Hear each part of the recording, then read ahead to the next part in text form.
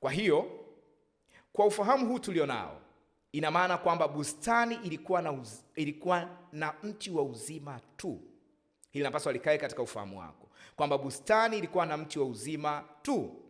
Kukataa mti wa uzima ni kuchipusha mti wa ujuzi wa mema na mabaya ambao haujachipushwa na Mungu.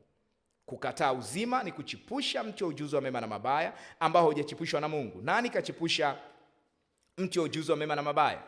Manake mti wa ujuzi wa mema na mabaya umechipushwa na mwanadamu, sio Mungu. Mwanadamu anawajibika na anahusika kwa 100% kuchipusha mti wa ujuzi wa mema na mabaya. Kwa nini? Amekataa kula kutoka katika mti wa uzima ambao umechipusha na Mungu. Kwa sababu tuliona kwamba dhambi ni kukataa kufanya agizo la Mungu. Unapokataa kufanya agizo la Mungu unakuwa upo katika dhambi. Kwa hiyo kukataa kula kutoka katika mti wa ujuzi wa mema na mabaya kukataa kula kutoka katika mti wa uzima kumezaa mti wa ujuzi wa mema na mabaya. Angalia Warumi 6:23. Anasema, kwa maana mshahara wa dhambi ni mauti, bali karama ya Mungu ni uzima wa milele katika Kristo Yesu Bwana wetu. Mshahara wa dhambi ni mauti, karama ya Mungu ni uzima wa milele katika Kristo Yesu Bwana wetu. Kwa hiyo mwanadamu alikataa ufunuo wa mti wa uzima. Kukataa ufunuo wa mti wa uzima ni dhambi.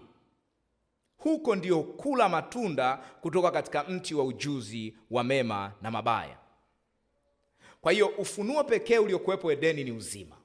Hili yapaswa pia likae katika ufahamu wako. Ufunuo pekee uliokuwepo katika bustani ya Edeni ni uzima. Kukataa huu ufunuo ni kupokea mauti. Hii ndiyo dhambi yenyewe.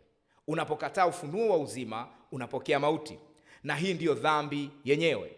Unapokataa kula matunda kutoka katika mti wa uzima, maana yake unawajibika kula matunda kutoka katika mti wa ujuzi wa mema na mabaya. Na ndio maana nikasema kwamba kilichokuwa kinatokea katika bustani ya Edeni kilikuwa ni cha kiroho, sio kimwili, ambayo inamaanisha kwamba katika bustani ya Edeni hakukuwa na mti wowote katika mwili. Hakukuwa na mti wowote katika mwili. Kwa nini? Kwa sababu tunazungumzia ufunuo. Maana yake miti na matunda itakuwa imetumika kama lugha ya picha kuwasilisha ufunuo unaoendelea katika bustani ya Eden. Musa aliandika kitabu cha Mwanzo kwa wana wa Israeli waliotoka Misri ili kuwafundisha kuhusu mpango wa Mungu wa wokovu ambao ulikuwepo tangu mwanzo. Sababu ya Musa kuandika kitabu cha Mwanzo, hii ni muhimu sana uweze kuelewa. Musa aliandika kitabu cha Mwanzo ili kuwafundisha wana wa Israeli kuhusu mpango wa Mungu wa wokovu, ambao huo mpango ulikuwa hapo tangu mwanzo. Tangu uumbaji wa mwanadamu, Mungu alikuwa amepanga kumwokoa mwanadamu.